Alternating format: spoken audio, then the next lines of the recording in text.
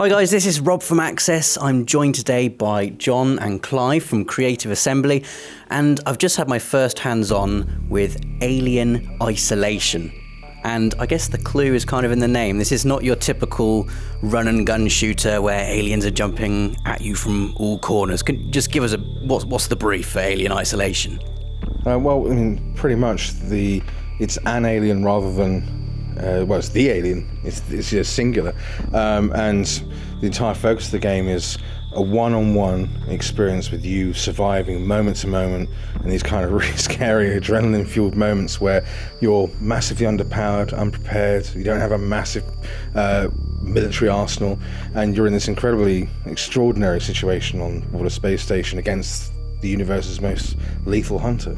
Yeah, we wanted to go back to the original movie, the theme from the original movie, and look at that haunted house in space. And we wanted a really meaningful alien experience. And what we mean by that is, when you come across the alien, you're not going to be shooting it. You're going to be hiding and surviving and doing everything you can to keep out of its way. And that's what the game is all about. How did you approach the design of this alien, its AI, its look?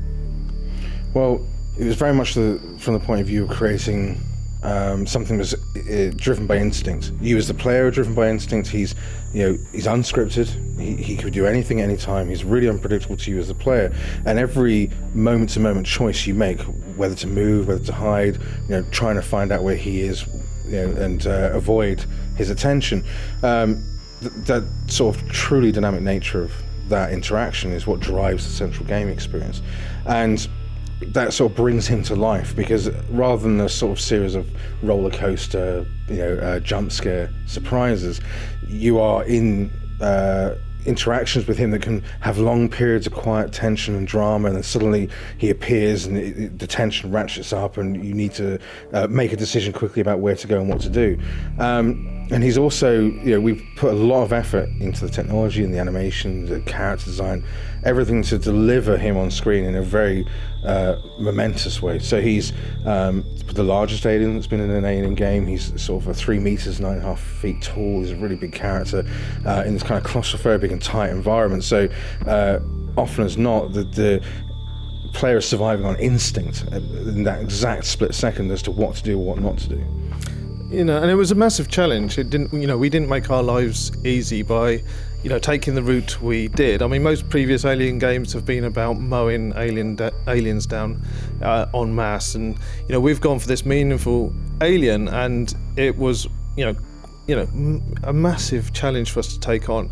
In the games industry, we tend to white box things, which means rough them out at an early stage and kind of get the value of that as quickly as you can. And we found that just didn't work with our alien. We couldn't gauge the value of our alien until we'd done all of the work, including animation, the modeling, the lighting, the atmosphere, the VFX, the audio. And it wasn't until we got all those components together that we could really understand our alien. It was a massive leap of faith in ourselves to deliver that stuff. And we actually remember, there was we were playing the alien every single day because it's obviously critical to our game. And there was one particular meeting where the whole room jumped, and we knew that was the moment. We knew we were onto something. And yeah, that's great. And we still get those moments now, So we've been working on this for 3 years, and we still jump out of our skins. You mentioned as well the look of it. We were shown how you put some of the assets through a VCR player and then recorded them and then put them in the game. What does that add to the game, and why is that so crucial for you? Well, one of the things that emphasises how dangerous the situation is, and in the original film, was that technology didn't help anyone. It wasn't an effective tool for either containing or dealing with the alien. And one of the ways we really want to both communicate the classic film experience and really make you feel like you were in something that was not a generic science fiction setting, but something which spoke about the original style and Ridley Scott's original film.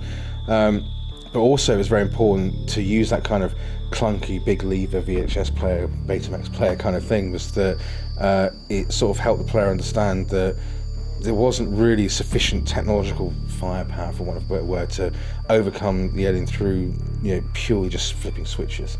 Really, your survival was going to be based on very, very practical, real world choices that you were making about movement and hiding and what you were sort of scavenging. And it works very well because that aesthetic is so ingrained in the environment that it starts to feel very much part of the alien experience as much as it is, just one of the ways the environment is presented. And that aesthetic is just so cool as well. Yeah. It's just, and everything in the world kind of has push buttons that, and toggle switches, and it just feels like tools that you would actually come across. And it's really cool. It gives the game a really grounded, gritty feel. Also, obviously, you've got the iconic motion sensor in there as well, which is kind of like when I was playing it, I had it up the entire time. Like I wasn't moving around if I didn't have the motion sensor up. And you've done something very clever with the DualShock 4. Do you want to tell us a little bit about that briefly? Yeah, so the motion tracker, we then feed that through to the DualShock. So you've got the flashing light, which flashes with the motion tracker. So you've got a real world kind of indicator showing you how close you are to death, which is really cool, and it really adds to the experience on the PS4. And how does the story of Alien Isolation actually fit into the canon of the Alien franchise then? Because you're playing as Amanda Ripley, who's Ripley's daughter, and how does she fit into the story? Well, one of the things we were really keen to do was tell a story in one of the voids, one of the spaces in the storyline that hadn't been travelled through. And one of the really interesting aspects of that story is that the Nostromo, which is the ship in the first film, just disappears. It's gone. And we're led to believe that 60 years pass until the second film starts, when we're told the ship is incredibly expensive, it was very important to the company, and yet in that 60-year period nobody went looking for it. So when you ask that question, you go, well, surely somebody went looking for the Nostromo, right? And what happened to them? What's that story? Because clearly by the time the second film starts, whatever happened to them didn't get back to the company or to Earth. And the human aspect of that is, when you look at Ellen Ripley, she had a daughter who was about 11 when the Nostromo disappeared, and so she's grown up with this the fate of what happened to her mother effectively being at the centre of her life. What happened to her? Did she find anything out? What did she do in that intervening period? So we're 15 years after the first film. She's now in her mid-20s, and just one day she's approached by a representative from the company, Gwen Yutani, and told that the black box has been found from the original ship, and would she like to come and find out what happened? Of course she's desperate to. She really wants to find out, and the story very quickly evolves from one of trying to resolve the mysteries that have ruled her life for so long to one of desperate survival. It was a great place for us to start that journey. Yeah, and when we looked at Amanda Ripley, we couldn't believe that no one had explored her story before, and we thought, wow, that's such an opportunity, and Fox were all behind us to do that, so it was just too good an opportunity to not take further. So. And just to wrap up then, in the 5 minutes that I got with the game, it's got to be some of the most tense, scary gameplay I've ever experienced. Please tell me there's some downtime in the game, because if I have to do that for 5 to 10 hours or however long your game's going to last, I don't think I'm going to be able to survive it. Obviously it's a great challenge for you to make it what is essentially like a 2-hour horror movie and have it last across an entire game. So what else have you got in there? How are you approaching that?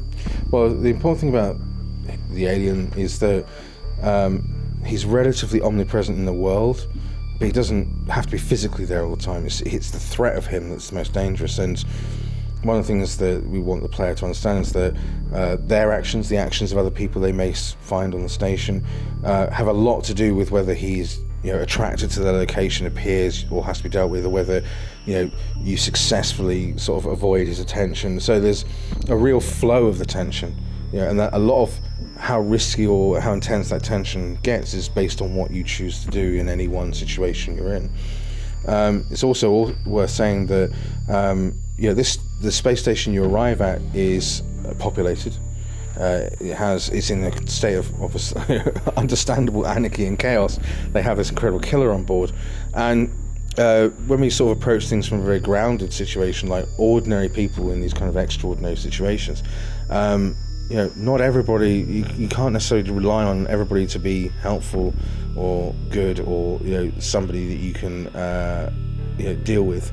There's a lot of different characters on board the station that may be able to help you in your survival, but there are other people that are not so helpful. So there's a much greater diversity in the situations you're in, but hanging over all of that is this incredible creature, this incredible hunter, and everything has that tinge of threat.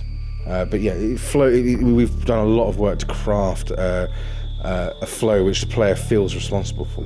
Yeah, I mean, we're not going to be. The game's not going to be at that intensity for the entire time. You're going to be following the story of Amanda Ripley on that station.